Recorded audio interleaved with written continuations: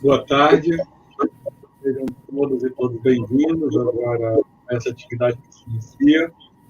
Meu nome é Francisco Bento, sou professor da Universidade Federal do Acre, falo desde Rio Branco. Esta atividade é uma atividade do programa de pós-graduação em Letras, Linguagem e Identidade, chamada Seminários Abertos, e hoje nós vamos receber o professor Dr. José Amálio Pinheiro, poeta, tradutor, professor do programa de pós-graduação em Comunicação e Semiótica da PUC, de São Paulo. Ele coordena o grupo de pesquisa Barroco e Mestiçagem, onde se investigam as relações entre áreas de literatura, comunicação e cultura na América Latina, ao mesmo tempo em que se experimenta um modo de conhecimento não dualista para o continente. Ele tem produzido também ensaios, traduções comentadas de autores da Espanha, da América Latina e do Caribe. E desenvolve pesquisa sobre relações entre memória cultural, as artes e as ciências não clássicas, com ênfase nas conexões e ramificações de voz, poema, corpo, séries culturais e paisagem urbana, que se desdobram também para além da dicotomia de sociedade e natureza. Publicou, entre outros livros, César Valerro, O Abalo Corpográfico, e também a tradução César Valerro, A Dedo. Então, gostaria de agradecer de antemão a presença do professor José Amálio Pinheiro, dar as boas-vindas, e você terá, professor, até 60 minutos, em torno desse tempo, para expor a sua fala, né? E aí depois a gente abre para questionamento, intervenções e debates dos participantes. Tá? Então, fique à vontade.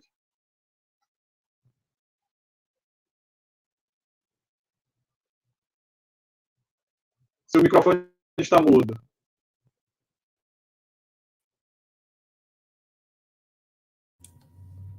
A sua fala, Chico, estava picotando. Quero saber se a minha está boa, se está íntegra. Muito bem. Quero agradecer a sua apresentação, agradecer muito a possibilidade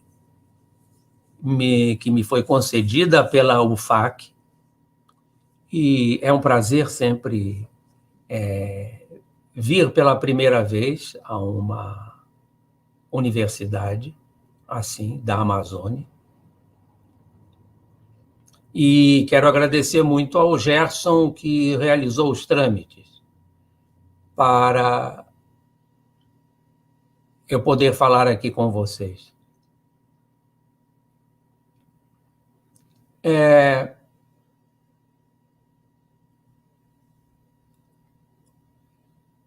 As relações entre literatura e natureza na América Latina e Caribe, que é o tema geral que eu vou tratar aqui, eu vou dividir didaticamente em 4 camadas. Na verdade, estas camadas elas sempre estão uma dentro da outra, mas para efeito de didático, de compreensão, eu vou separá-las.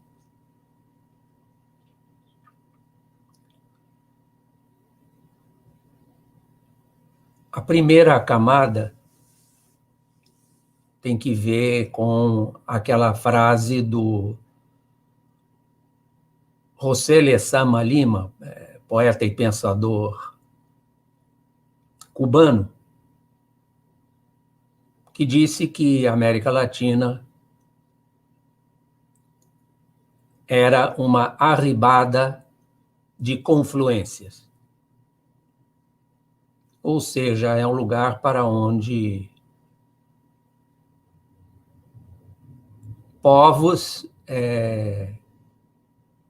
de quase o mundo inteiro vieram arribar. Isto quer dizer que houve um crescimento de repertórios em todas as áreas enorme. Com relação às línguas, que é o que imediatamente nos interessa,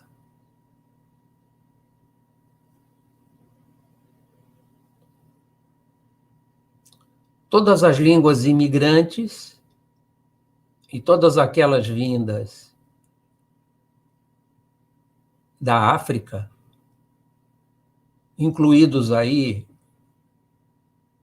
os povos mouriscos e os povos sefarditas, todas essas línguas se misturaram com todas as línguas das tribos e povos que viviam no continente.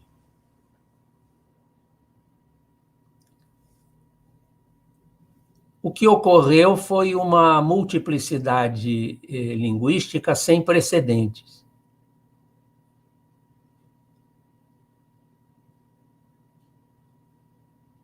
De tal maneira que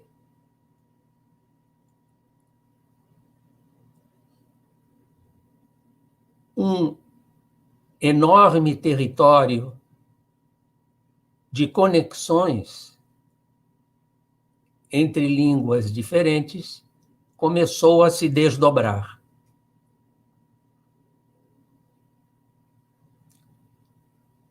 Com o tempo, todas essas línguas, em contato com espaços diversos, bairros e matas, mares e rios, foram se aproximando e foram se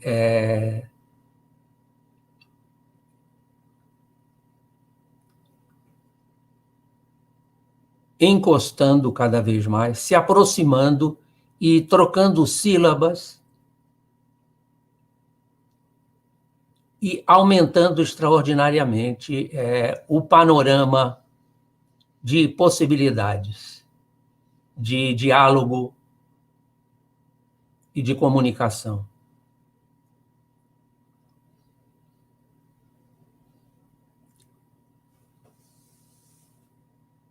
Criou-se aqui o que poderia se chamar de um excesso de multiplicidade.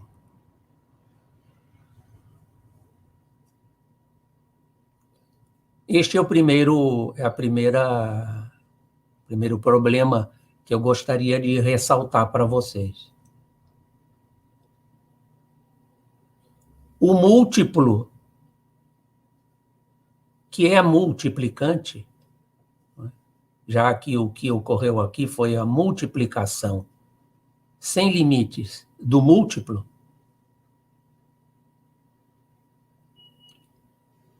ele não tem possibilidade de explicação através das ciências clássicas, como até então tinham se desenvolvido.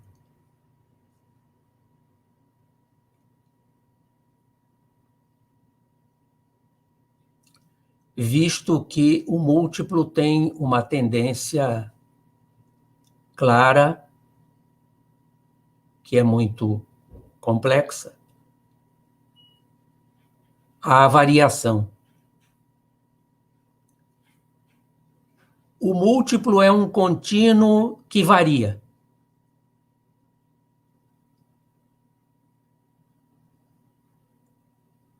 A outra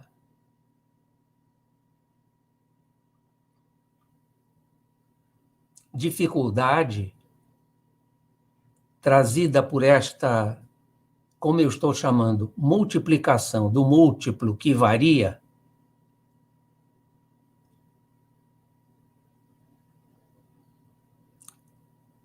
tem que ver com o fato de que todos esses nomes foram se intrometendo por dentro das oposições que tinham se fixado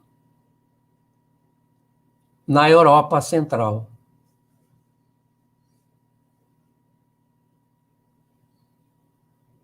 O pensamento, digamos, eurocêntrico tinha conseguido colocar a natureza mais ou menos distante para poder vencer a variação que ela desdobrava, e dessa maneira conseguiu criar uma lógica feita de termos opositivos: espírito, matéria, essência, existência.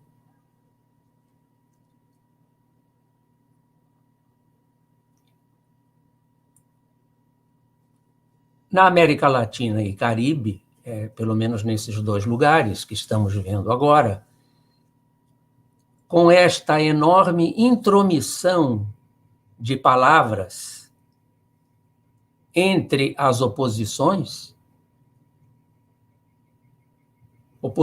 que sempre se conformam com um conteúdo de linguagem, com um significado expresso, alto, baixo, dentro, fora, preto, branco, homem e mulher. Se nós acreditamos nesses conteúdos, poderíamos chegar a imaginar que não há saída sem eles. O que ocorreu aqui no continente com a vinda massacrante de linguagens de todas as partes foi, repito, que essas linguagens começaram a se aproximar, se mesclar, aumentando enormemente o vocabulário. O Anatol Rosenfeld, por exemplo, quando chegou ao Brasil,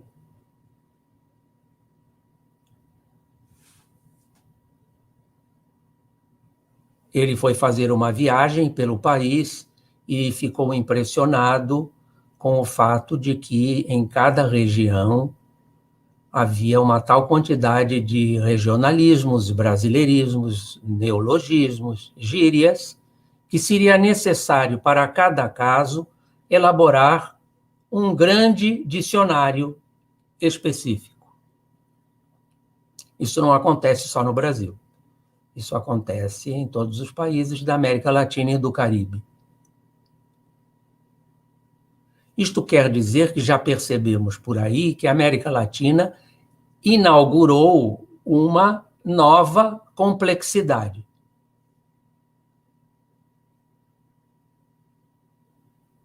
E este foi um fato extraordinário, porque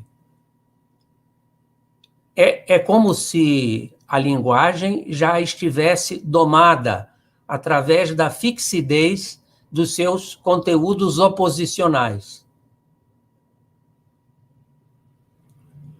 Quando essas linguagens todas, e especialmente todas essas línguas, já que não daria tempo para a gente falar também das outras linguagens, não é? Arquitetura, culinária, vestuário, etc. Fiquemos nas línguas. Essa mescla idiomática, ela impediu, em grande medida, por mais que se queira, que as oposições tivessem a fixidez necessária para serem compreendidas de maneira fácil. Ora, a literatura se aproveitou extraordinariamente disso. Um crítico literário argentino chamado Osvaldo Lamborghini, ao estudar as inúmeras versões do Fausto, do Dr. Fausto, na Argentina,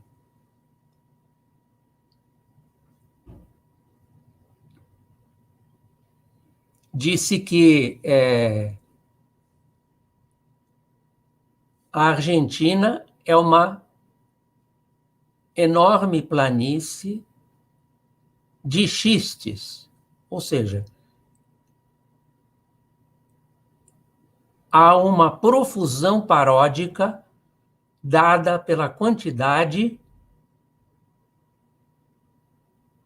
de termos utilizados para cada caso e para designar cada coisa. Isso entre nós teve consequências importantíssimas do ponto de vista literário, porque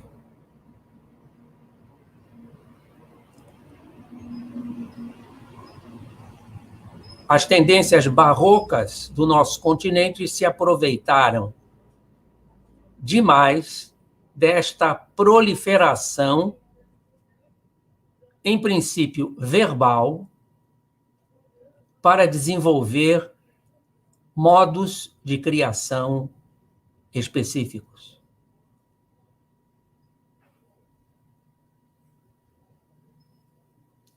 Assim como aumentou o número de volutas e anjos e drapejados nas igrejas barrocas, aumentou o número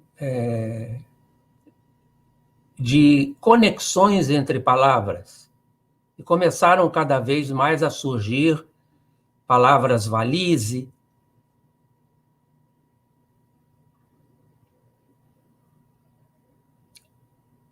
parentesco entre palavras, sinonímias, antonímias.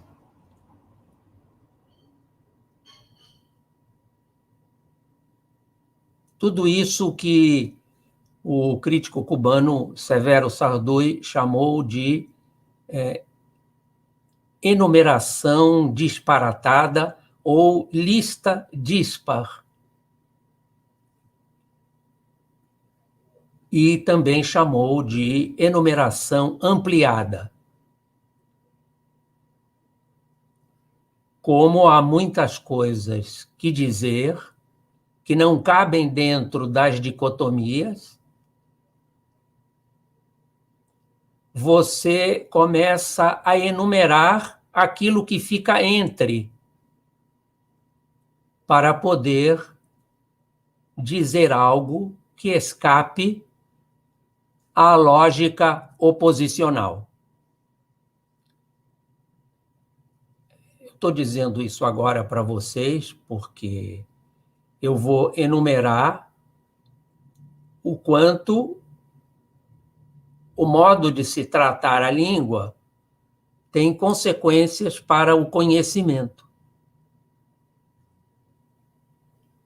E como nós estamos aqui, não é, e vivemos na América Latina, nós, me parece, temos que ter carinho com isto.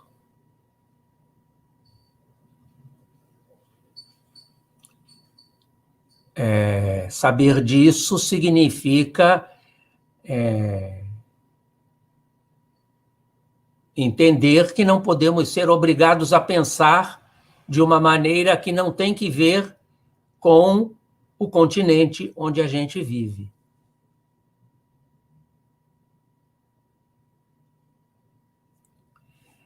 Essa grande quantidade de palavras enroscadas umas nas outras, ela, como eu já mencionei, aumentou a capacidade paródica. A palavra paródia vem do grego, chama-se canto paralelo, e significa que cada palavra, em alguma medida, pode comentar a outra, criticar a outra, glosar a outra.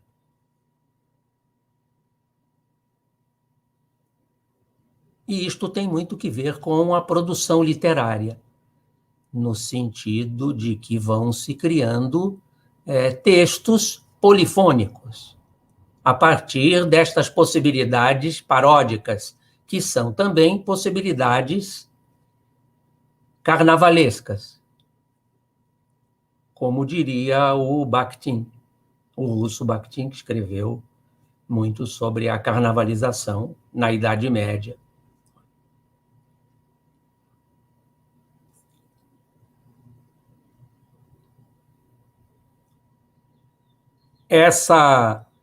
passou a haver na América Latina uma espécie de volúpia por esta superabundância de possibilidades nominais.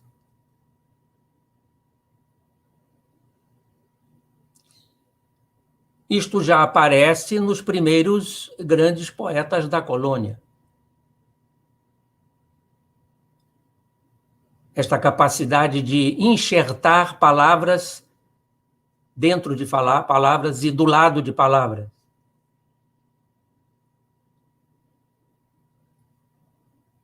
Isso já está em Gregório de Matos, está naquele grande poeta peruano da colônia, Caviedes, está também no considerado primeiro poeta cubano, Silvestre de Balboa.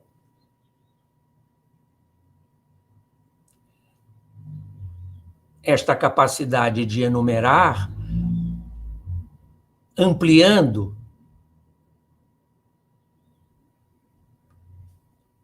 introduzindo palavras dentro de palavras, através de enxertos e encadeamentos, tinha que ver também com o conhecimento de uma natureza transbordante,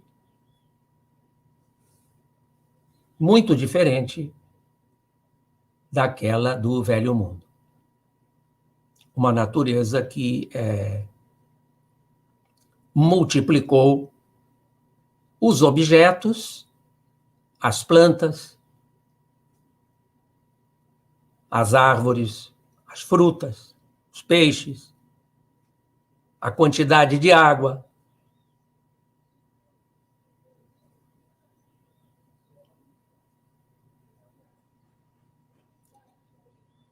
Esta volúpia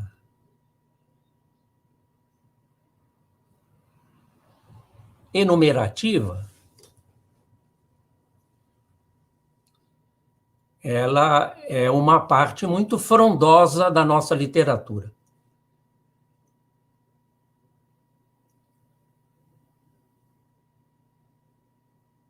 Na medida que é nessa capacidade de fazer proliferarem os termos que é possível fazer com que os idiomas se intrometam uns dentro dos outros.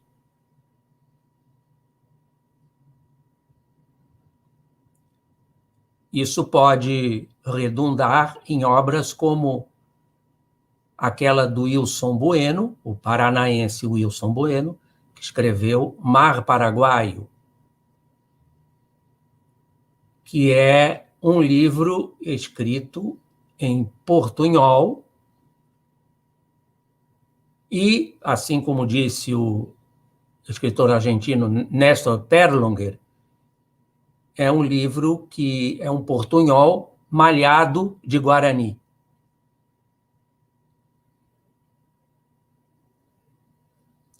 Em que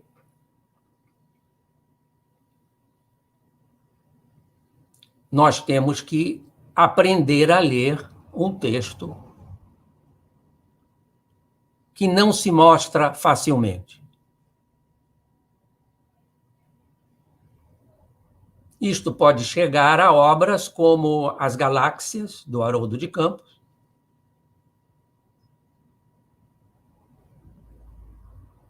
que é um texto que tem um furor metonímico ramificante extraordinário, e anteriormente, ou seja, conjuntamente,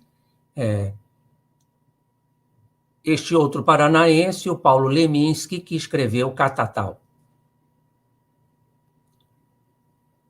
São todos esses poemas que, praticamente poemas em prosa, que se valem desta volúpia grandiosa na capacidade de reunir todas essas conexões idiomáticas através de um exercício sem limites da vontade de composição. Esta palavra composição me parece muito importante, porque é um modo de lidar com a complexidade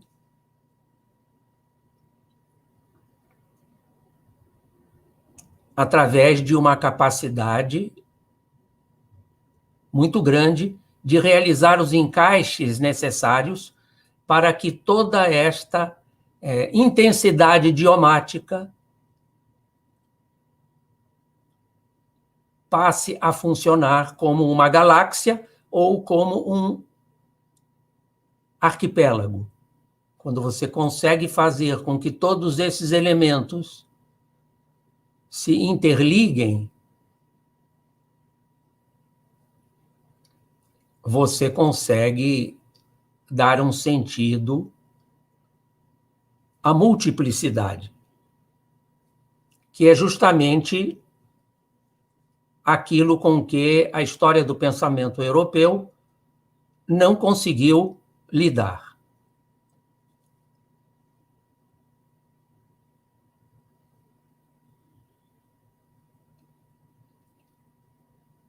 Isso aparece, se eu fosse dar exemplos para vocês, não é?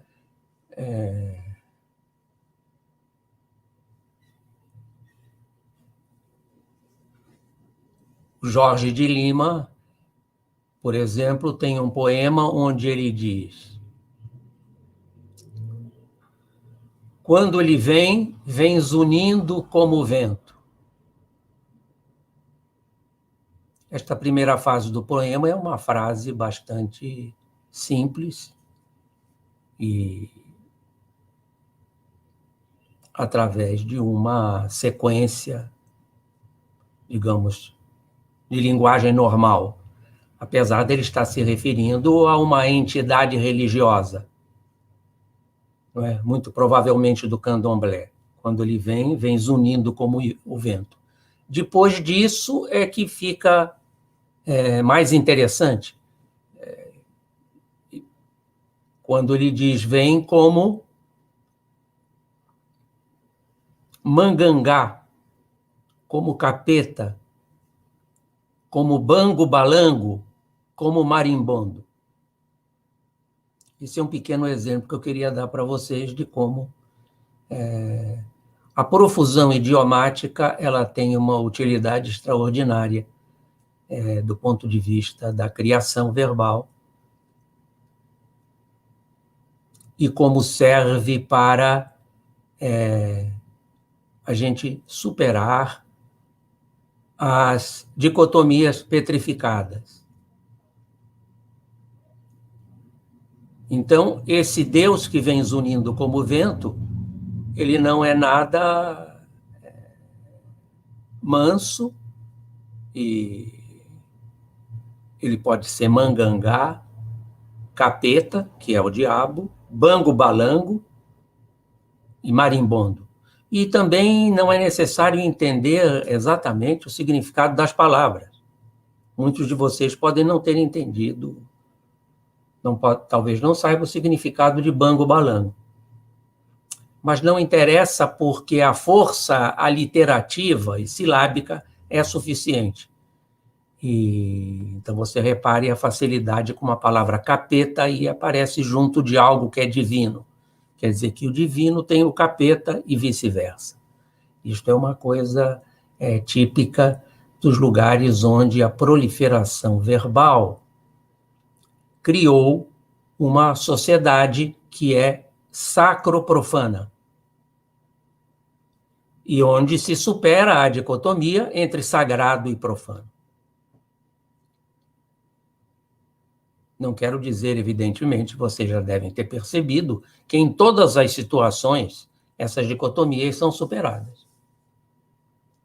mas na literatura isto é muito comum acontecer, e também na linguagem popular. A própria linguagem popular, inclusive quando ela vai para obras de repentistas, de cordelistas, ela também tem esta capacidade de praticar humor e de superar as dicotomias.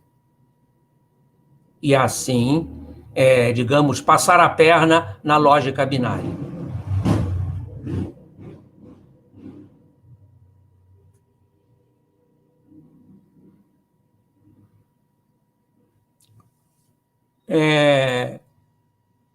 A segunda camada, por favor, não esqueçam que essas 4 camadas que eu vou mencionar, elas são entrelaçadas. Eu sou obrigado a separá-las para me fazer entender por vocês. A segunda camada tem que ver com o fato de que, dentro deste burburinho,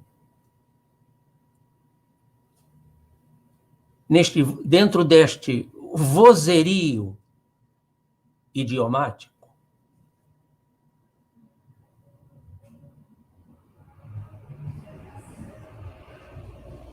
que é o idioma brasileiro, ou venezuelano, ou cubano,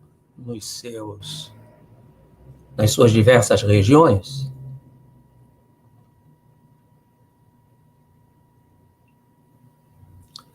dentro deste burburinho idiomático, nós temos a presença eloquente e excessiva de idiomas, de tribos,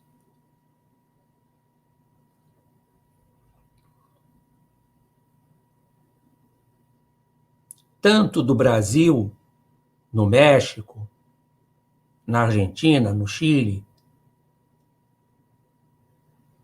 como aquelas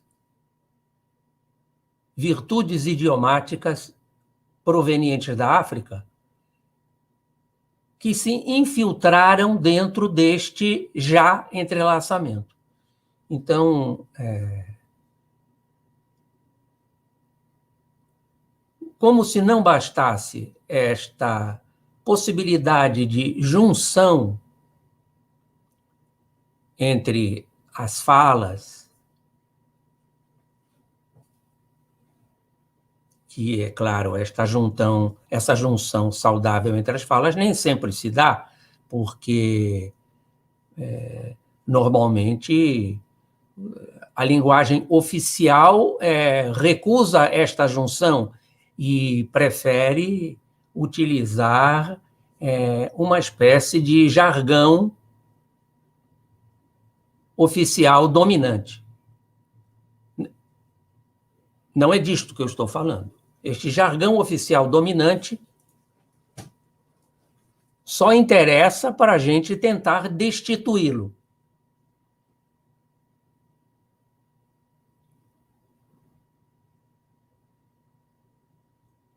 Esse jargão oficial dominante que é utilizado por advogados, promotores, e até por nós nos piores momentos comunicacionais.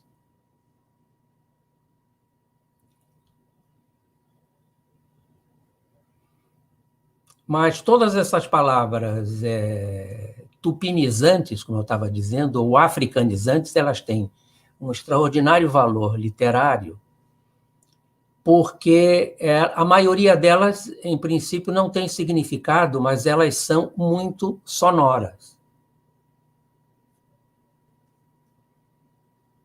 Então, todas essas palavras, como são tantas, não é? O nosso dicionário tem tanto essas palavras como as palavras de origem portuguesa provenientes do latim ou do grego. essas palavras como jururu, murundu, tupiniquim, tiririca, elas estão em tudo. Estão nos nomes das cidades, estão no nome dos pássaros, e estão na linguagem cotidiana, e elas são continuamente reinventadas, por mais que as forças da moda oficial linguística tentem interromper o seu fluxo. Como elas estão na nossa corrente sanguínea, e como elas estão na corrente sanguínea da cultura e da natureza, estas palavras, elas, afora o fato de serem quantitativamente muito fortes, elas são qualitativamente fortíssimas por vários motivos. Um deles, eu já disse, é o valor sonoro. Com essas palavras, podemos praticar aliterações, paronomásias, diagramas, anagramas, superar os paradoxos.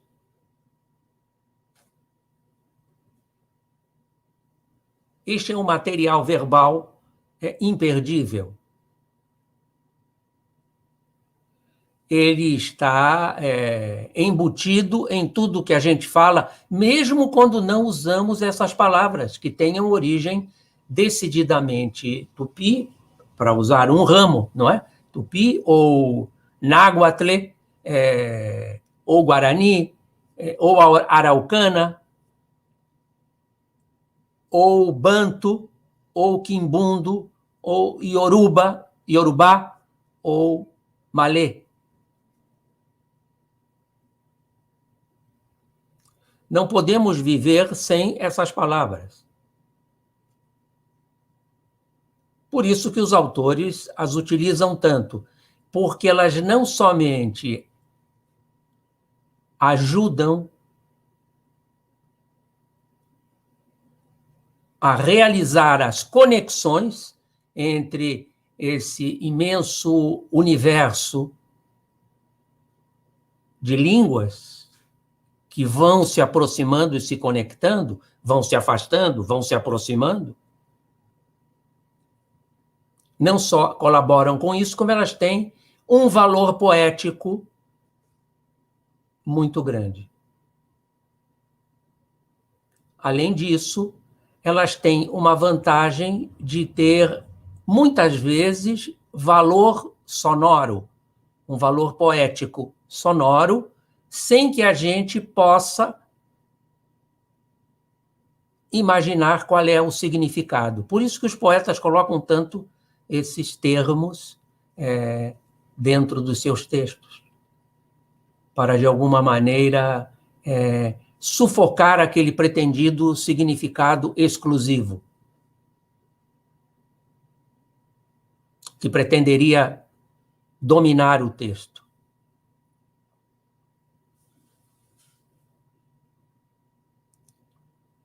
Então, esta segunda camada se mescla, dá para perceber, não é? Se mescla à primeira, e é por isso que ela é tão utilizada nos textos, porque ela dá um tom e um ritmo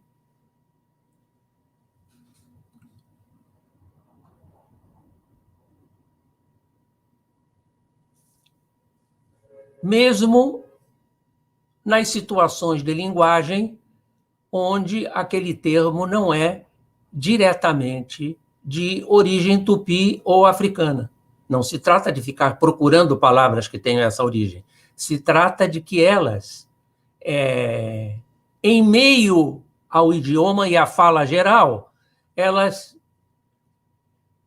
têm possibilidades sonoras que criam uma espécie de sensibilidade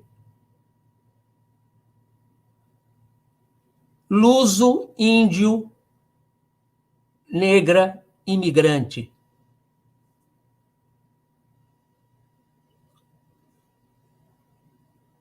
Isso tudo ao mesmo tempo. Na verdade, trata-se, como eu costumo dizer, de uma poética do simultâneo. As coisas se dão simultaneamente, então não há como você escolher ali o que é dominante ou o que é melhor, porque se você faz isso, você recai numa forma centro-europeia de dicotomizar. O que está em cima, o que está embaixo. O que é vencedor, o que é perdedor. Percebem? Então, esta segunda camada, ela se dá junto e dentro da primeira, que eu mencionei, contribui para a primeira, mas ela tem um elemento muito peculiar, como já foi estudado por algumas pessoas, que elas não pertencem à categoria das línguas flexionais. As línguas flexionais são aquelas sequenciais, em que é predominante uma linearidade que vai do sujeito ao complemento. Essas são as línguas flexionais. Estas línguas que estão presentes no nosso idioma, elas são línguas aglutinantes, em que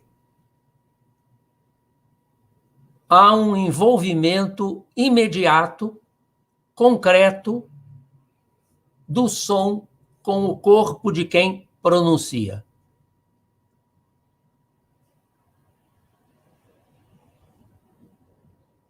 Eu escrevi num artigo da revista aí,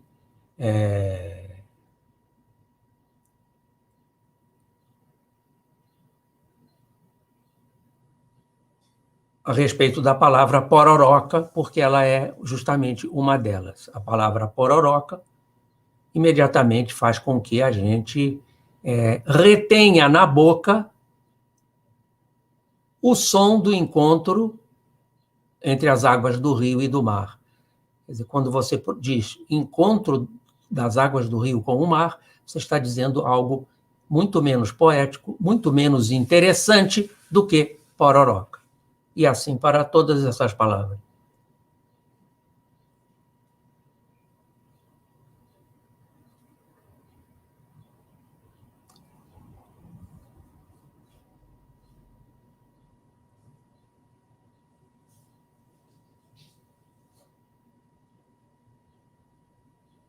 Então,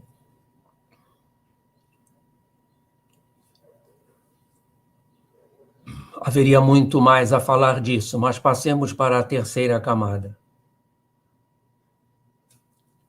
A terceira camada tem que ver com o fato de que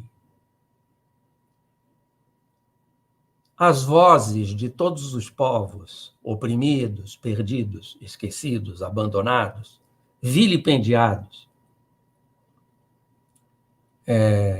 elas continuam presentes na garganta de todas as falas, de todos os cantos. Inclusive, povos muito remotos continuam tendo suas canções e as sílabas e as letras de suas canções pronunciadas, mesmo esses povos tendo desaparecido. Tem um texto muito bonito da minha amiga, morta há pouco tempo, Jerusa Pires Ferreira, que chama-se Vigília das Oralidades. É uma análise que ela faz do escritor paraguaio Joa Bastos, onde ela fala disso, de como essas vozes elas permanecem. Porque essas vozes elas têm um lugar onde elas se fixam que chama-se vossema. Os vossemas seriam as entidades mínimas da voz. Esse vossema pode se transformar, se escrito, em vossegrafia. Isto está no texto Vigília das Oralidades, de Jerusa. Quer dizer que todos esses povos perdidos das florestas, eles continuam, em alguma medida, com a sua vozearia ativa. Todos os povos, todos os pobres da terra, digamos assim, todos os abandonados, eles estão sempre, de alguma maneira, presentes.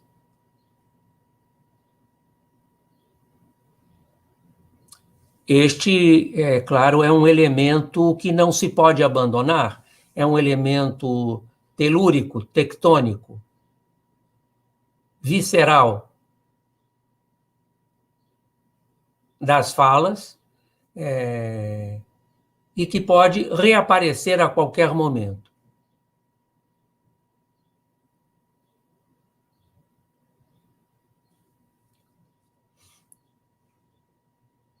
Às vezes, um cantor pode recuperar na sua voz um elemento sefardita ou mourisco, numa determinada rouquidão, num determinado acento.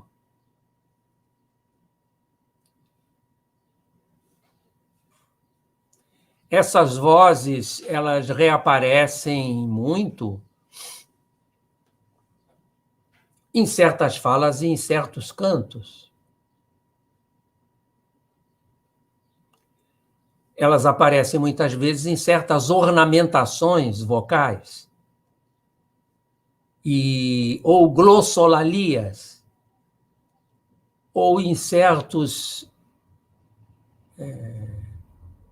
erros propositais de linguagem. Erro aí, coloque em aspas, não é?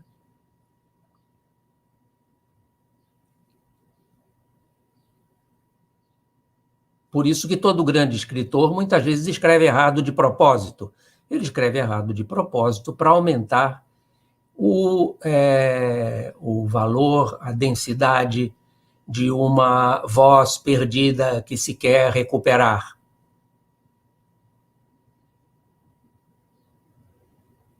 Essa voz perdida pode ser de uma pessoa abandonada, pode ser de uma pessoa pobre, pode ser uma pessoa que mora num bairro perdido, pode ser de uma prostituta,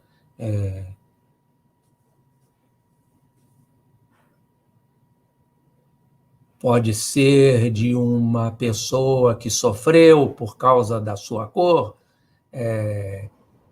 da sua sexualidade, etc.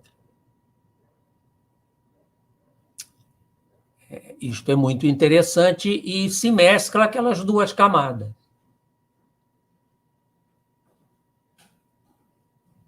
Toda pessoa que escreve sabe disso. Grandes poetas escrevem com isso.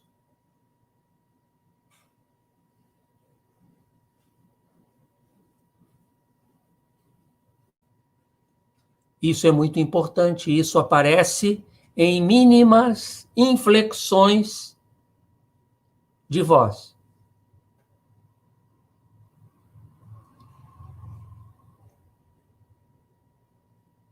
Ora, isto é fundamental numa cultura composta por tantos componentes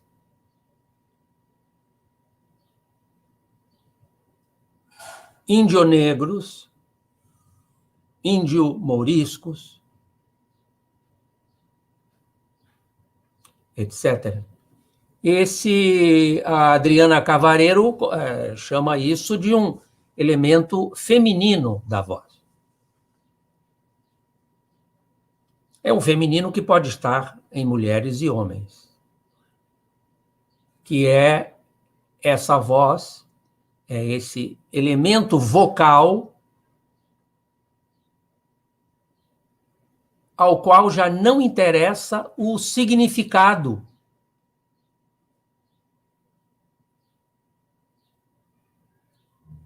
Porque ela tem uma concretude de garganta. É uma voz que sobe pelos pés e afeta toda a corporeidade.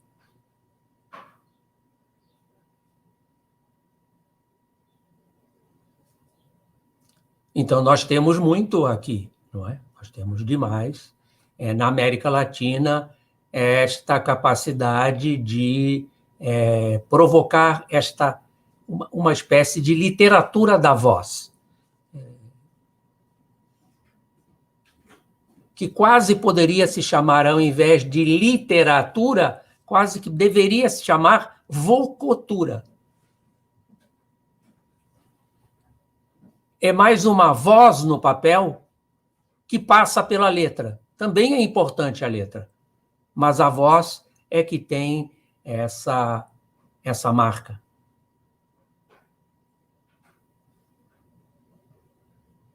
Então, esta é uma terceira camada que se dá junto das outras duas.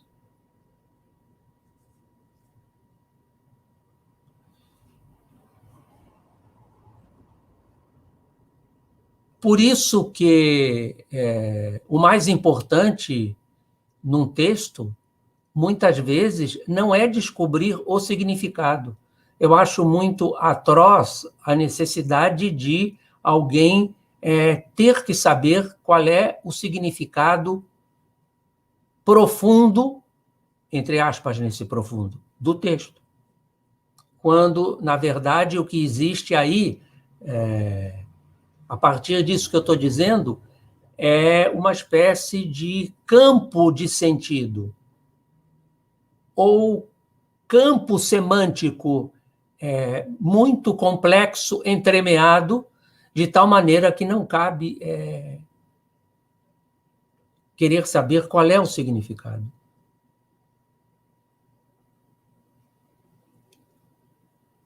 De alguma maneira, o Bakhtin disse isso a respeito da poética de Dostoiévski. Não há uma solução a partir da interpretação que resolva o texto. A pessoa tem que aprender a conviver com esta multiplicidade. Voltamos ao assunto, então, da multiplicidade, que é a nossa condição na América Latina.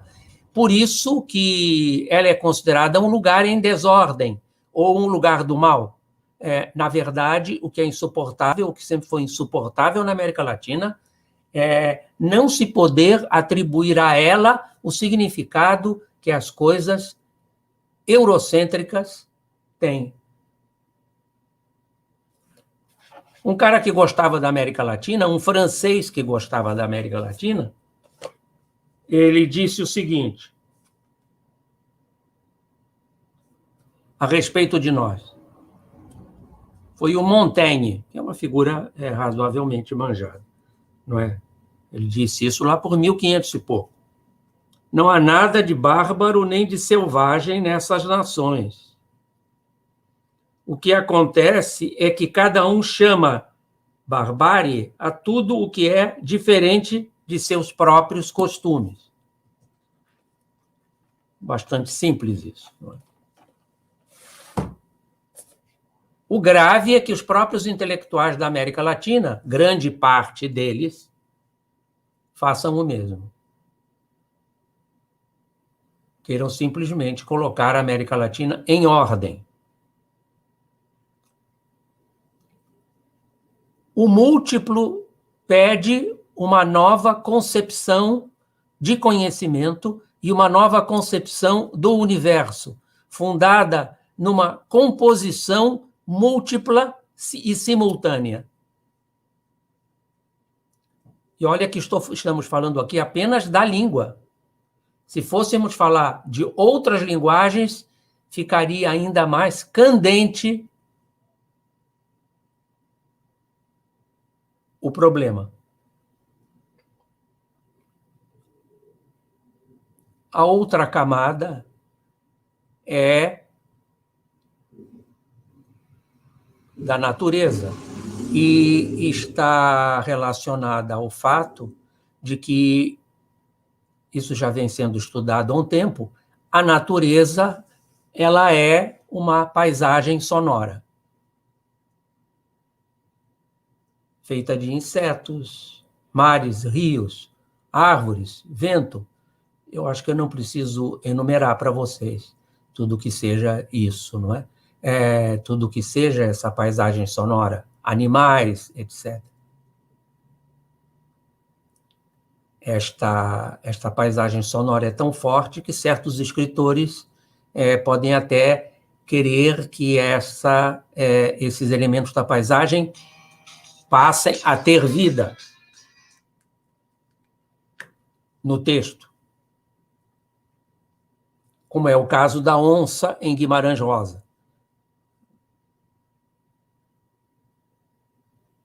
E num texto, e em outros, em que ele quer escrever onsamente, como se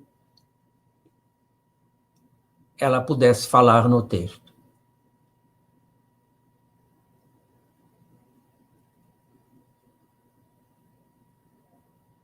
Todo esse conjunto de linguagens que se metamorfoseiam de alguma maneira, eles estão enrodilhados com a paisagem acústica da natureza, que,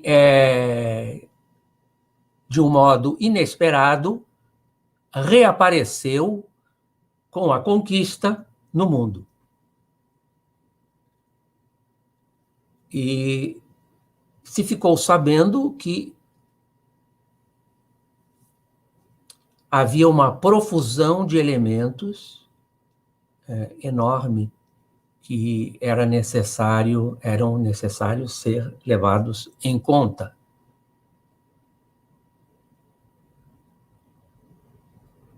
E todos esses elementos da natureza, eles estão enroscados na fala de cada pessoa que sabe falar.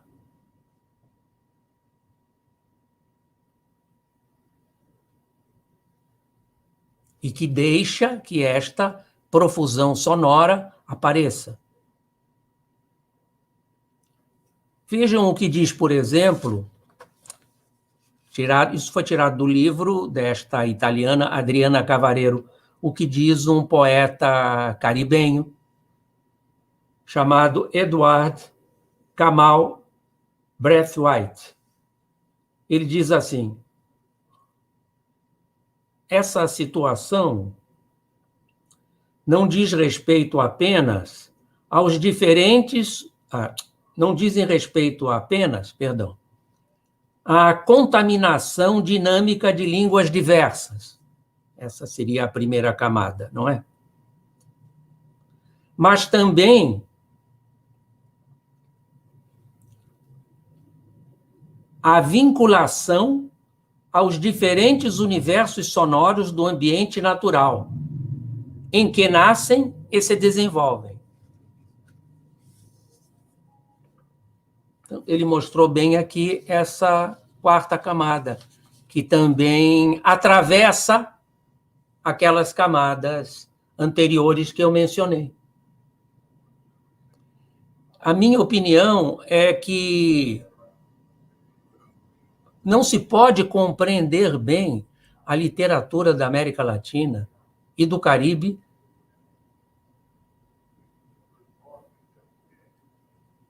e várias outras literaturas sem se levar em conta pelo menos essas quatro camadas.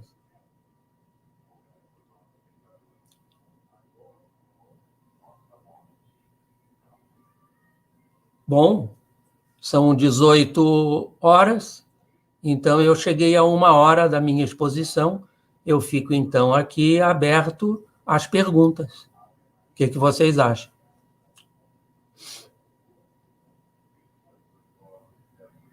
Bem, então, muito obrigado, professor José Amalio. Agora a gente vai abrir para intervenções, perguntas, questionamentos. Tá? Sim. Eu vou aqui iniciar, então, enquanto as pessoas colocam alguma questão para o senhor. Eu vou aqui começar, então, vou colocar duas questões, o senhor fica à vontade para comentar. Uma delas é a partir do texto da Ivana Stolze, que é uma historiadora, e ela tem um texto chamado A Língua Nacional no Império, que ela trata dessa questão da língua nacional no século XIX. E ela diz que havia um ditado português do século XV que dizia ser a língua companheiro do império. Eu gostaria que o senhor comentasse um pouco mais da língua como campo de poder, de disputa e de hierarquias, né? Se eu pudesse tocar um pouco nessas questões. E o senhor também falou de línguas mestiças, né? De maneira rápida, logo no início. E eu gostaria que comentasse mais um pouco sobre esse processo, porque as línguas se misturam, e eu acho que o senhor entende assim, de maneira desigual. E isso leva, evidentemente, a atos de escrita e falas bastante distintas. E o sumiço, ou criação, recriação de vocábulos ou até de línguas. Então, eu gostaria que o senhor comentasse um pouco sobre essa questão da mestiçagem. Como é que ela se dá e como é que ela ocorre nesse processo de apagamento e criação, recriação. Muito bem. Você fez duas perguntas. Né? Primeiro, seria muito fácil reconhecer, na época imperial, que havia uma língua oficial e que se impunha às demais. Isso não há dúvida, mas nós não podemos deter as análises simplesmente no reconhecimento da relação da língua com o poder, porque isto pode acionar a descoberta de novas formas criativas, não somente literárias, como em todas as artes e na própria vida social. Isso, não precisamos chegar fazer essa retroação até o Império. Basta a gente ver o que acontece com o uso da língua agora, não é, Chico Bento?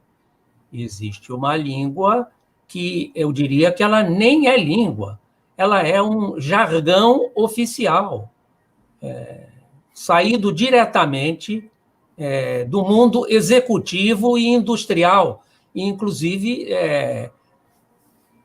em grande parte, como cópia dos modos de dizer norte-americanos. Então, onde as pessoas começam a utilizar palavras como, excessivamente, palavras como disponibilizar, sinalizar, etc., porque querem se mostrar à tona da linguagem telemática da atualidade. Então, o que eu estou querendo é evitar também uma dicotomia problemática, oposicional, entre colônia e pós-colônia. Ou seja, nem a colônia acabou ainda, e muita coisa colonial continua, e nem o mundo pós-colonial melhorou tanto assim as coisas. Não é? Mas nós não podemos deixar de analisar aqueles lugares em que, durante a época colonial,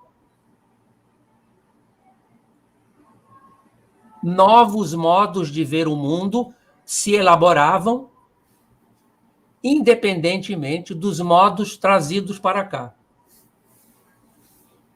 Nós não podemos simplesmente analisar a dominação em si mesma, sempre, porque senão a gente não encontra saídas. Veja, por exemplo, eu vou tentar, ao mesmo tempo, responder a segunda pergunta junto com esta primeira. A mestiçagem, ela nunca é algo que quer reduzir a complexidade dos elementos constituintes. A mestiçagem é aquilo que se opõe à exclusão. E é evidente que eu estou falando aqui de mestiçagem não como miscigenação. Estou falando aqui de mestiçagem de formas da cultura. Isso é muito importante que a gente compreenda. Ou seja, a mestiçagem é aquele lugar em que povos que eram excluídos e sofridos deram a sua grande contribuição à formação da cultura brasileira. E isso tem que aparecer, porque é aí que pode estar um novo modo de pensar em que os povos excluídos deram a sua nota importante. Nós temos sempre que evitar o risco de, ao nos opormos aos dominantes, nos fixarmos na lógica que eles estabeleceram. Se a gente só se opõe a eles, sem mostrar nenhuma saída, a gente mantém a lógica binária que os sustenta. Isso é uma coisa para se pensar. Então, a criação, a partir da mestiçagem, ela sempre tem que ver com a possibilidade de se fugir da lógica binária.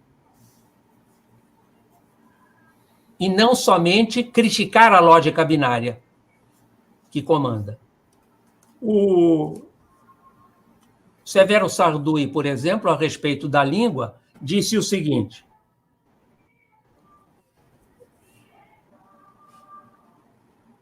a língua dos conquistadores, o castelhano, é como a fachada de uma igreja barroca em Havana, em Taxco ou em Minas Gerais. As linhas gerais, a composição, inclusive os beirais e volutas, são sem dúvida europeus, mas os índios trouxeram das minas ou das plantações onde trabalhavam, ou de suas aldeias à beira-mar, junto com os negros e mulatos, pequenos detalhes, coisas belas, cheias de colorido, decorativas, que engastaram, encadearam, enxertaram nessas fachadas. Por isso se pode falar de um barroco mineiro ou açucareiro. Em qualquer caso, a fachada, por força de acréscimos, converte-se em marchetaria, em proliferação de signos, em reflexo de cores e formas. O mesmo sucede com a língua. Desde a conquista e até os nossos dias, lhe foram enxertando novos ornamentos, palavras e rodeios não usados antes. A língua, pele velha e ressecada, revive graças às tatuagens, aos desenhos feitos com tinta, às cruzes e às cobras, como os da fachada do barroco colonial. Então, a colônia desenvolvia, junto com os massacres da colônia, ela desenvolvia toda a cultura brasileira, com a participação de todos os povos sofridos. Então, o movimento, na minha opinião, Chico, tem que ser duplo. Denúncia da opressão e mostrar os lugares onde os oprimidos eram vitais para o crescimento da cultura brasileira. É essa a intenção da mestiçagem. O que não se pode é isolar só o índio aqui, só o negro aqui, só o imigrante aqui, só a mulher ali, porque então nós retomamos a lógica binária do mundo dominante e autoritário. Ok, muito obrigado. Obrigado.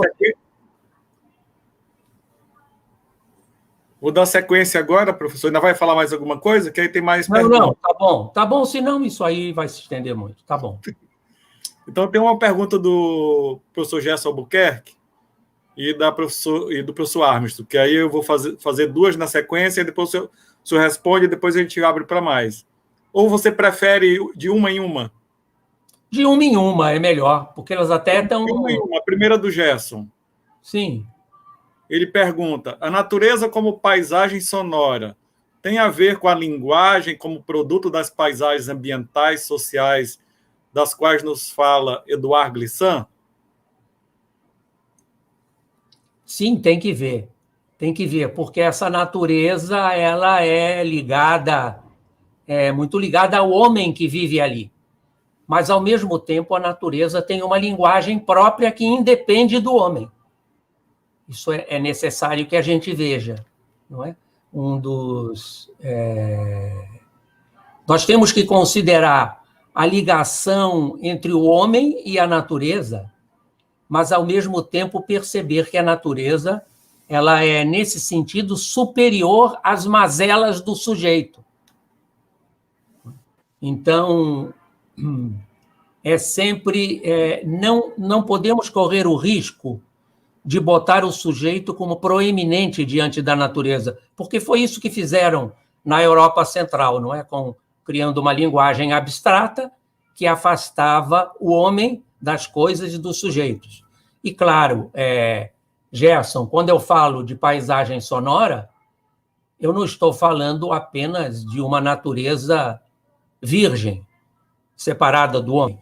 Essa natureza ela se dá em maior ou menor escala. Essa natureza está presente na vida urbana também. São mares, rios, faz parte da natureza a luz solar, que é tão importante para o mundo tropical. Os jogos de luz e sombra solares que se infiltram pelas palavras. Mais ou menos assim.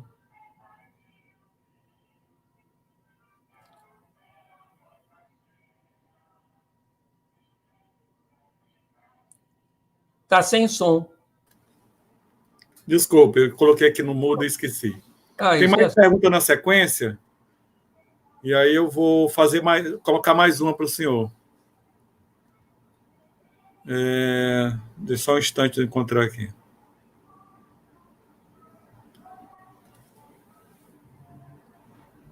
Uma é do professor Armstrong Santos. Sim. Ele lhe dá os parabéns e diz: o senhor falou da potência das palavras múltiplas que exigem novas compreensões para dar conta de suas simultaneidades. É possível dizer isso também acerca de certos textos e histórias que recortam e emergem em meio a outras aparentemente independentes?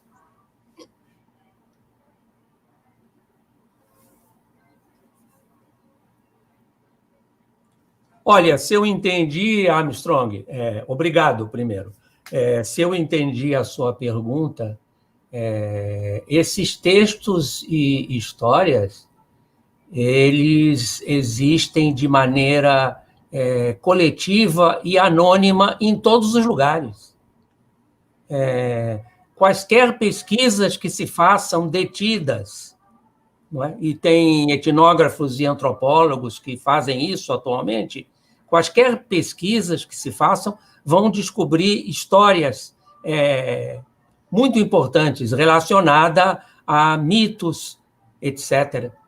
Não é? E que contém esta riqueza das 4 camadas que eu mencionei, sem dúvida nenhuma. Porque não há nada que possa mais tornar importante os povos sofridos ou desaparecidos do que mostrar o seu poder criativo. Isto é muito importante. Então, eu não tenho dúvida disso. Sempre estamos podendo descobrir textos que antes não conhecíamos. E que têm uma capacidade criativa muito grande, sem dúvida.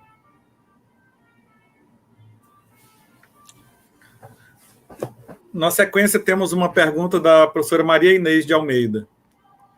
Ela pergunta: poderíamos pensar numa dimensão da paisagem além da verbo-visual, entrando na composição dessa poesia mais orgânica das Américas? Como vai, Maria Inês? Que prazer tê-la aqui, hein? Primeiro, deixe-me dizer isso. Estou muito contente de saber que você está aqui me ouvindo. Sim, sim, Maria Inês.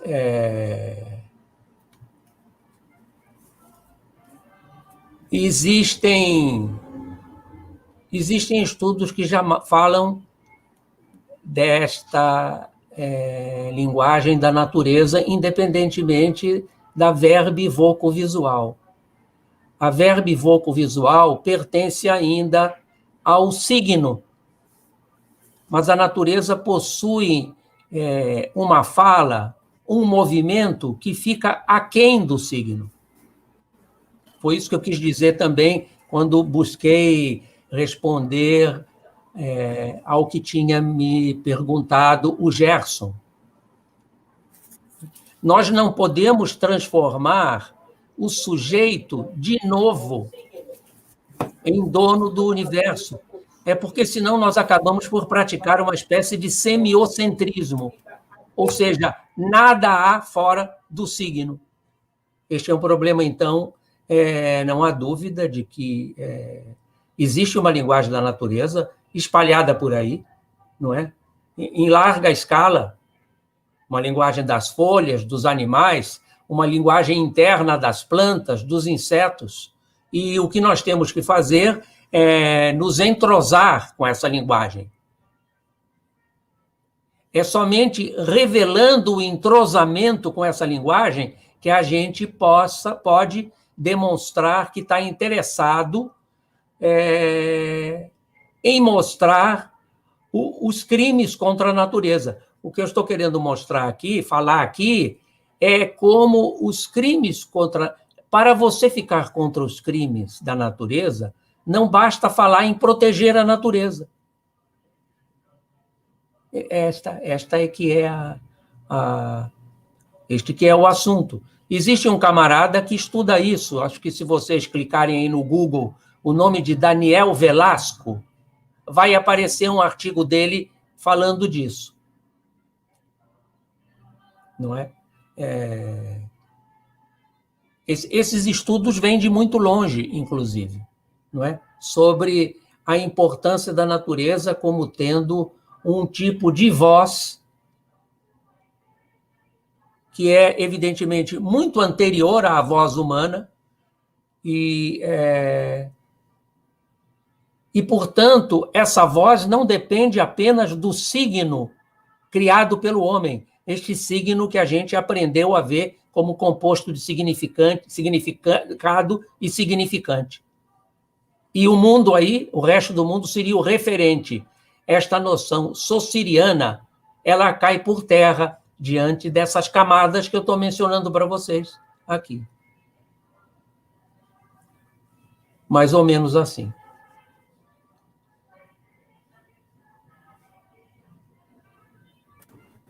Bem, então a gente vai retomar mais uma pergunta, professor José. Agora, sim, novamente do Gerson. Sim, já. A pergunta dele é: as 4 camadas de sua fala podem ser traduzidas como um convite para mergulharmos nas performances da voz, ao invés de procurarmos os sentidos das palavras? Sem dúvida, Gerson. Nós temos que nos liberar da necessidade de encontrar um sentido. Essa necessidade de encontrar um sentido tem muito que ver com o fato do sujeito, o Homo sapiens como sujeito, se sentir poderoso, como podendo interpretar as coisas. Quando, na verdade, o que interessa é este âmbito sonoro que produz uma variedade semântica possível, mas não um significado. E a América Latina, ela tem uma natureza com um grau de especificidade e de rumor, não é? Por isso que se escreve tanto aqui, utilizando-se de aliterações e glossolalias que estão muito próximas da natureza. Não é à toa que o Roland Barthes, num artigo chamado A Face Barroca, menciona o Severo Sarduy, porque disse, o Severo Sarduy vem com o seu livro nos mostrar que não é necessário buscarmos um significado, porque o seu texto contém os cheiros, os suores, os sons de Cuba, de Havana, melhor dizendo. E isto, o que pode ser mais importante do que isso? Então, nós precisamos nos liberar e liberar os nossos alunos de entenderem apenas as coisas. Quando se entende, se perde tudo. E, justamente, entender quer dizer o que se está dizendo para a pessoa.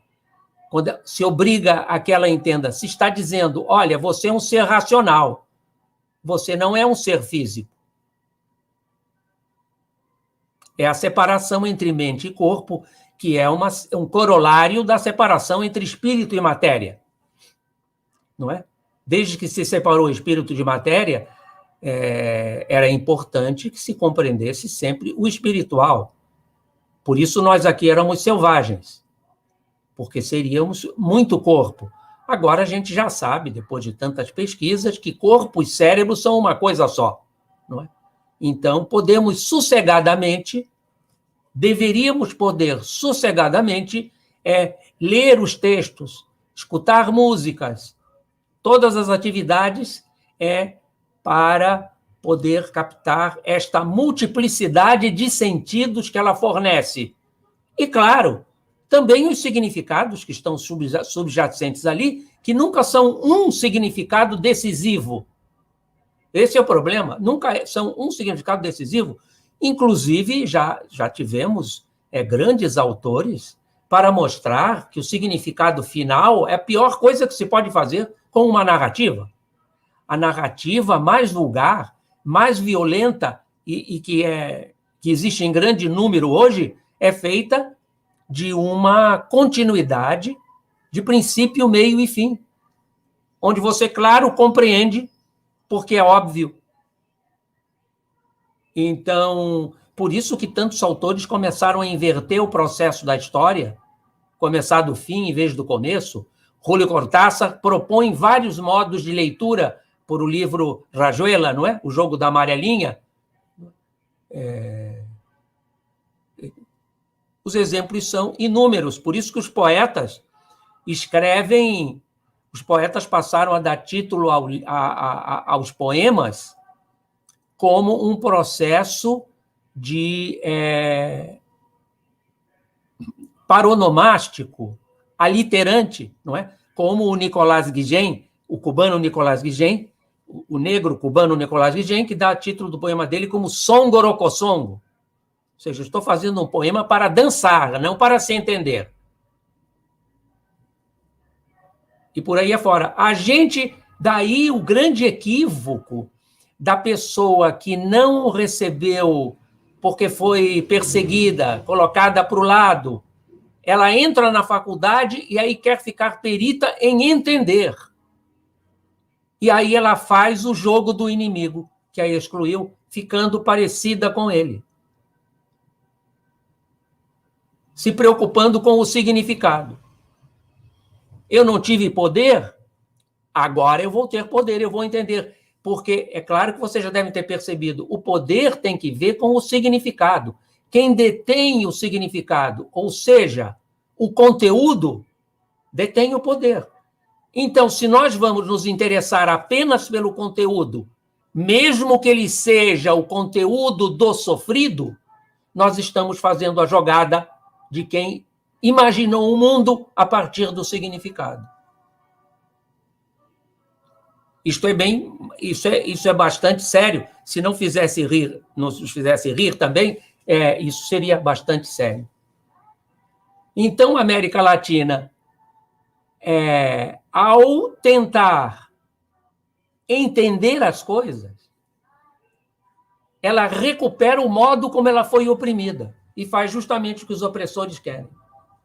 Daí a necessidade de um processo de uma poética do simultâneo, que sempre foi praticada em muitas artes, mas essa poética do simultâneo, ser levada para a vida, é mais difícil, é evidente. Mas ela aponta para a necessidade de articulações. Você tem que se articular, criar novas articulações. Mais ou menos assim, Gerson. Obrigado pela pergunta. Nossa, o Irã Poças está aqui, que beleza. Tem uma pergunta de Irã Poças. A pergunta dele é: a chicana Glória Anzaldúa e sua língua de fogo trataria do feminino, feminismo ou combinação desses? Diz que é muito bom rever o senhor. Muito bom, meu amigo. Como responder a isso? Eu não tenho convivido muito com os textos dela, não é? Eu acho é uma combinação desses, porque eu sempre prefiro mais o feminino do que o feminismo, Irã, porque o feminismo pode recair nessa oposição ao masculino.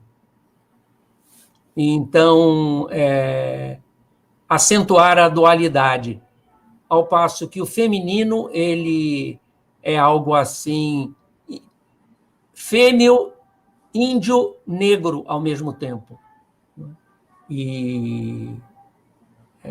Mas ela tem coisas boas em que é o feminino que se dá. Muito bom rever você também, hein? Eu preciso analisar melhor a obra da Anzaldúa para poder responder melhor para você.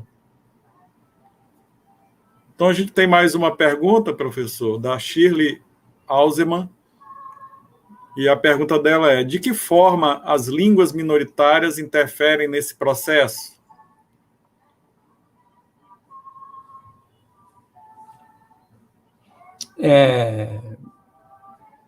Eu não sei, minha cara Shirley, o que você está chamando de línguas minoritárias.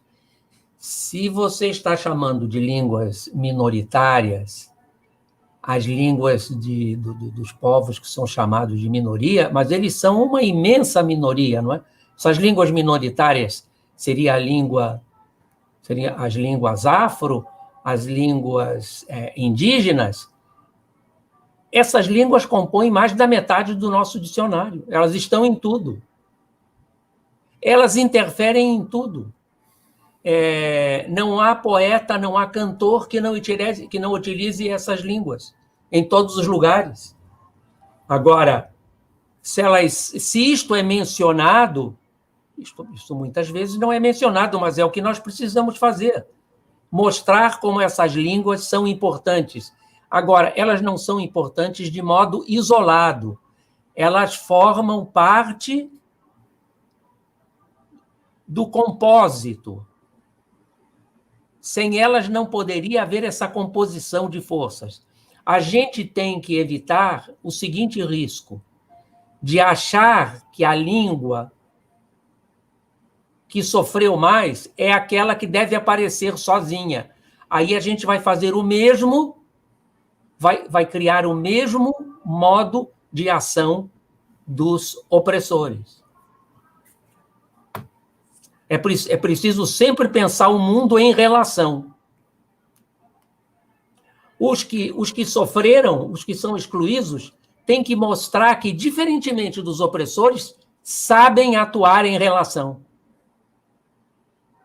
Nas artes, na poesia, em todos os lugares.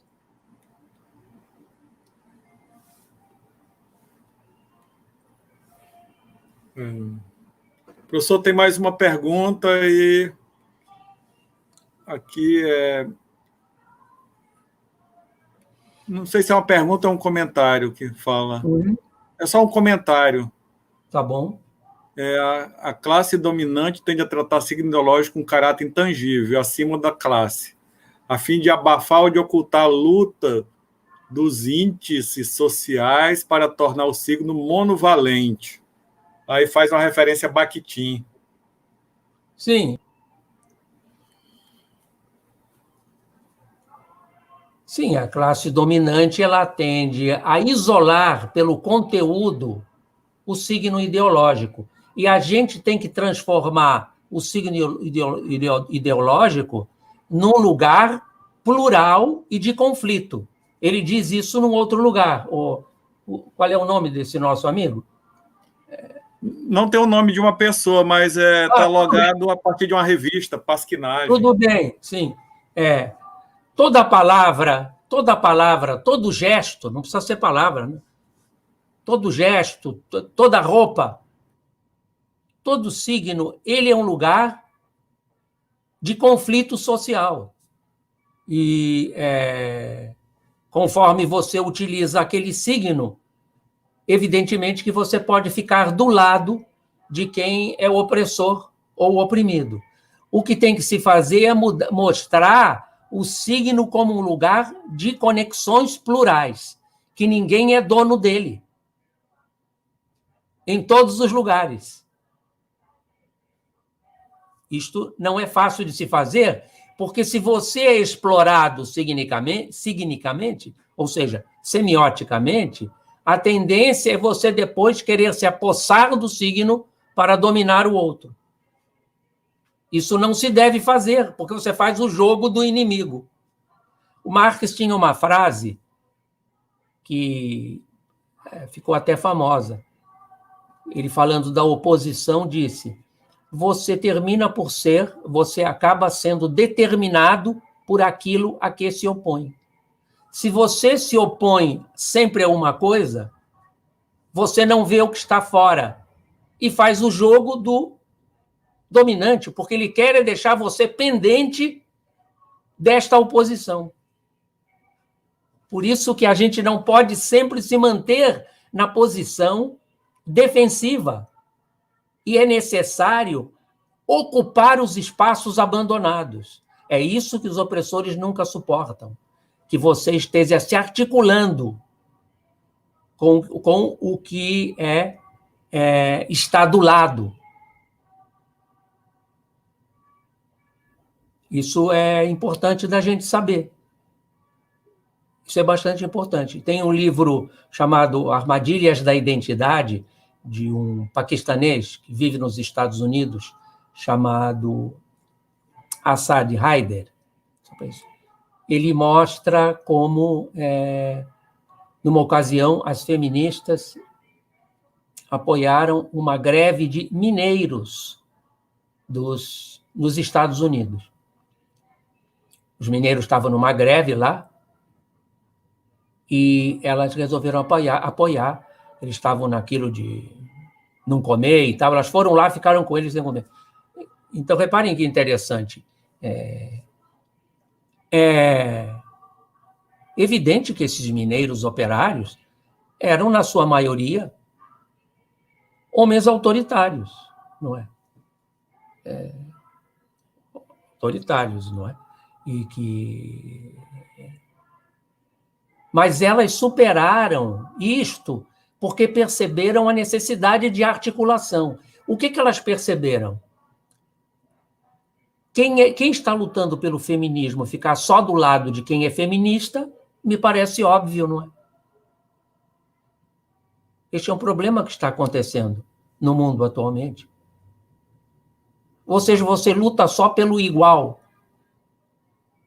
Isso é muito fácil.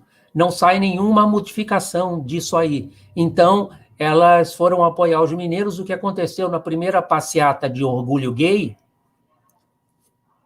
uma coisa que foi muito interessante, os mineiros foram e apoiaram as feministas. Foi uma coisa extraordinária, não é? E por aí afora. A articulação é fundamental. Nós caímos nesse tipo de resposta, de assunto, porque a gente acaba caindo em política, mas eu estava aqui falando mesmo das possibilidades da literatura da América Latina nas suas relações com a natureza, não é? Como um ambiente móvel de contínua metamorfose criativa. Fazer isso na vida política é mais difícil, porque as pessoas não querem sair dos seus escaninhos. O que há de mais importante é você aderir ao outro, você não vai aderir ao outro que é igual a você, porque então não há nenhuma adesão ao outro. Lá a gente aprende com uma cartilha da comunicação, que é a seguinte, todos vocês devem ter ouvido falar nisso, claro, não é? Só há diálogo quando há diferença. Então, só interessa conversar com quem é diferente de você. Se você vai conversar com quem é igual e que sofreu as mesmas coisas, você não dá nenhum passo para frente. E é isso que está se fazendo na maioria dos casos. Então, eu inclusive falei outro dia numa aula minha, eu não me conformo que as forças de todas aquelas categorias, minoritárias ou não, que foram historicamente perseguidas, eu não me conformo que elas não se juntem e não se unam, por exemplo, para protestar contra o fogo no Pantanal. Eu não posso me conformar com isso. Elas só querem lutar pelo que elas passaram. É fácil perceber que noves fora nada, não é? Então é necessário lutar pela própria causa, junto com a causa dos outros. E, ao mesmo tempo, junto contra o capitalismo, que é o causador de tudo isso que está aí. Estou dizendo isso para conversar com a pergunta aqui. Melhor até.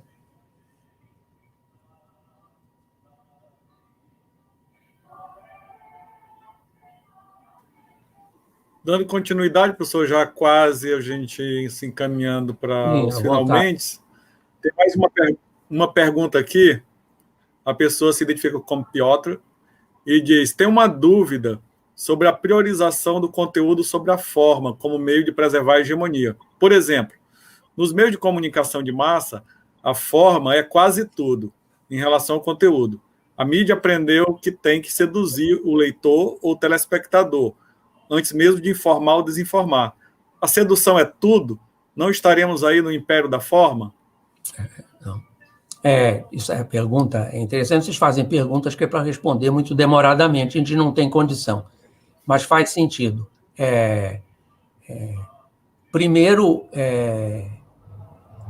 não é priorizar a forma, é priorizar uma série de elementos, essas camadas todas, que têm forma e têm um campo de sentido ao mesmo tempo. O que parece que é um equívoco é um conteúdo fixo. Não é? Então, deve ficar claro isso, não é? Elite. Isso aí está com cara de codinome, não é? Uma coisa assim.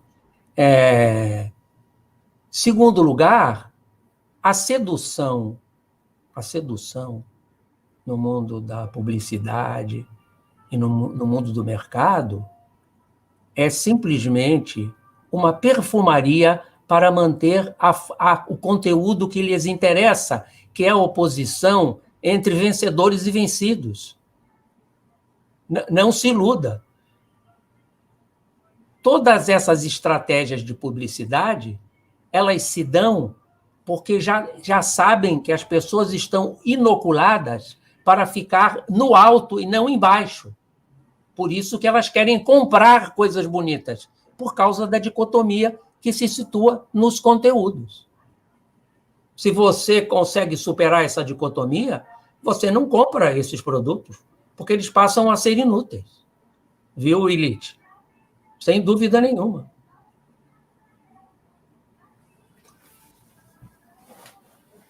E nunca, vou dar até um exemplo que eu costumo dar conversando com meus alunos.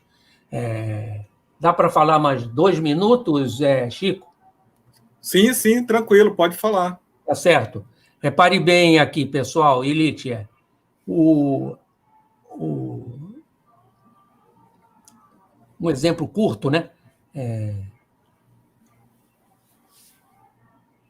O Guimarães Rosa deu um título de um livro dele de contos de Sagarana.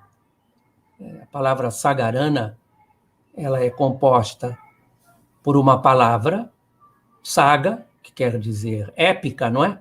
Uma gesta dos povos, e, ao mesmo tempo, por uma palavra tupi, rana, que é um sufixo, que se pode tirar e colocar de qualquer lugar, Essa palavra arana quer dizer parece que é. Então, ele, através desse jogo de palavras, ele quer dizer que ele não está escrevendo. Ele não está escrevendo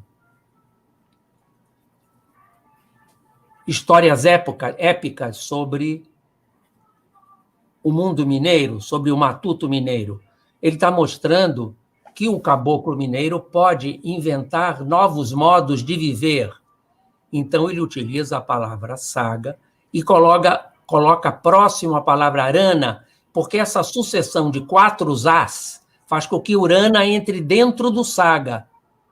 E somente essa profusão de as é que dá este conjunto satisfatório.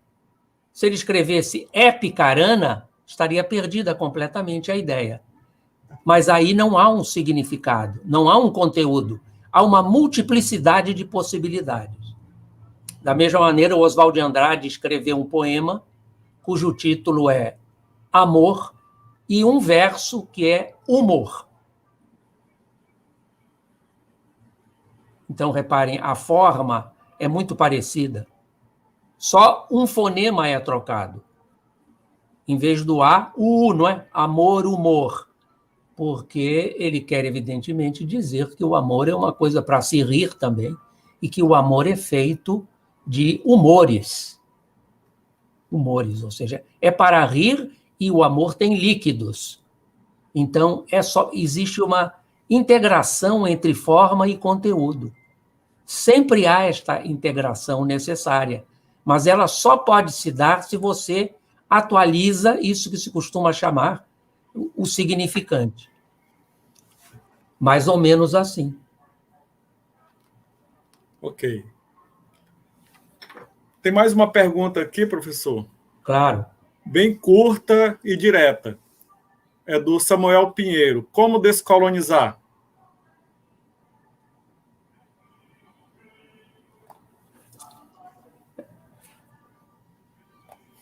A primeira coisa é não parar na dicotomia entre colônia e não colônia. E mais uma coisa, você só se descoloniza a partir do pequeno, do mirim.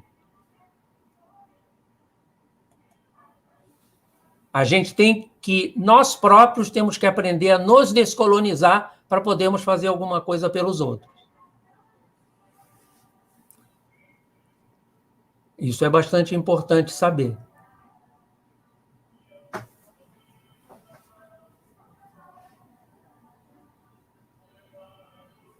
Então, professor, não há mais perguntas aqui no nosso chat, mas eu vou fazer uma última, e aí já para encerrar, Com todo prazer.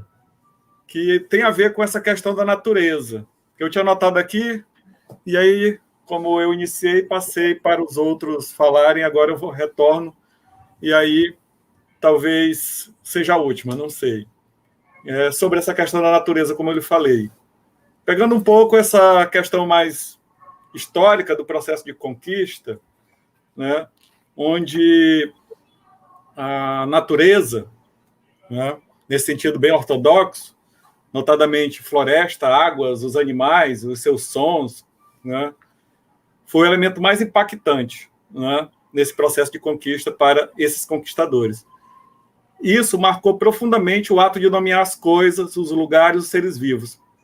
Eu queria que o senhor comentasse qual é o peso disso, a importância no processo de criação literária e de escrita do continente. Pegando o Caribe, aqui a Amazônia, o Novo Mundo, de uma maneira geral, como se fala.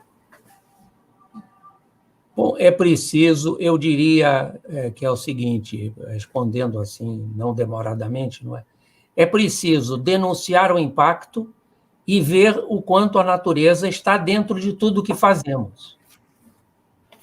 Se você só denuncia o impacto, você chove no molhado.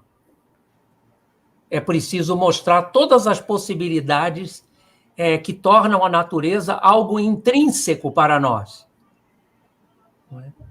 É preciso você viver com a linguagem da natureza.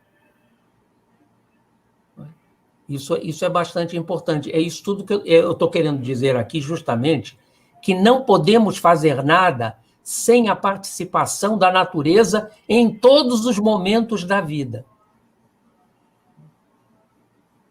Então, isto vale para todas as coisas.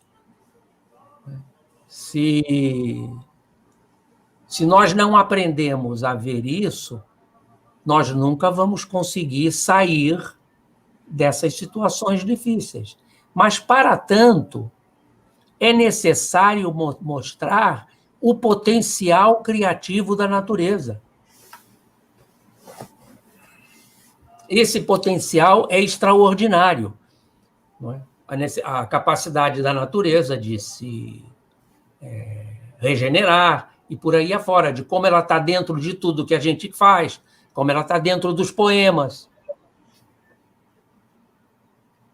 Então, é um trabalho sempre duplo, de crítica, denúncia e novas articulações, porque não se consegue fazer nada somente protegendo o lado triste e pessimista. A natureza é um lugar de alegria, ela é uma construção da alegria. Então, ficar só no muro de lamentações não leva a nada. É necessário sempre mostrar novas combinatórias possíveis. Como, por exemplo, um músico aqui, não sei de que lugar da Amazônia que ele é, parece que é de Belém, criou um samba amazônico, em que ele mistura elementos da natureza com instrumentos que já existem, e mistura samba com carimbó. Então, ele criou uma natureza produtiva. Isso é uma natureza em ação, uma natureza alegre em ação. É isso que faz, por exemplo, outra mulher sensacional aí da Amazônia, que é a Dona Onete. A Dona Onete, que é uma coroa, já com problemas físicos, e que tem uma alegria transbordante para cantar, dançar e dizer as coisas. Isso é necessário que aconteça cada vez mais, porque todo governo autoritário, ditatorial ou violento quer acabar com a alegria. Foi o que fizeram o Franco e o Salazar em 50 anos de fascismo na Espanha e em Portugal. Eles atacam a criação, eles atacam diretamente a criação. Quiseram transformar o flamenco, a dança flamenca e o fado em canções domesticáveis, homogêneas e domesticáveis, que, portanto, não poderiam revelar mais aquela força mestiça mourisca. E conseguiram muitos anos tristes com isso. Nós não podemos, de jeito nenhum, cair na mesma estratégia de ficarmos sempre com cara de revolucionário entristecido. Isso seria um grande problema.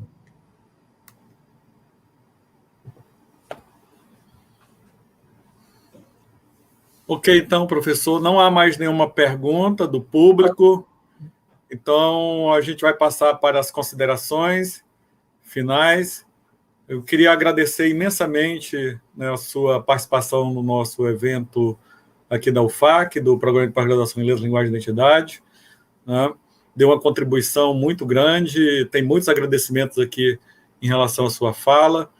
E aí eu gostaria de encerrar com a sua fala. Está livre para o senhor falar o que quiser, fazer um manifesto, uma fala livre aí no final. Tá? Fique à vontade. Bom, quero agradecer muito o convite de vocês. Foi muito prazeroso estar aqui, conversar com vocês, responder essas perguntas e dizer que a Amazônia é um lugar, não é? Para, a partir daí, começarmos a fazer alguma coisa. Então, porque se em algum lugar pode se disfarçar que aqui a natureza, que em certos lugares a natureza não existe, aqui não dá para disfarçar, não. A nossa linguagem mudou na América Latina porque a língua dos conquistadores não conseguia dizer o que eram os objetos e a paisagem. Toda a nossa linguagem teve que mudar e por isso adotaram palavras vindas das tribos indígenas para poder dizer o que era onde estávamos. Então, isso tem que cada vez mais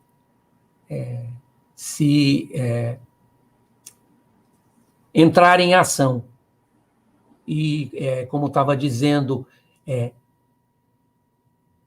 uma insurgência feita não de ressentimento, mas feita de composições e articulações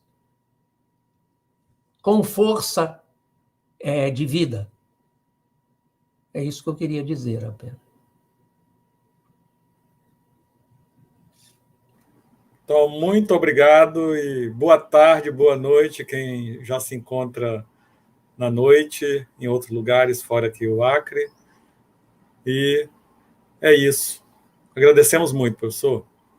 Chico Bento, foi um prazer estar aqui contigo. Valeu.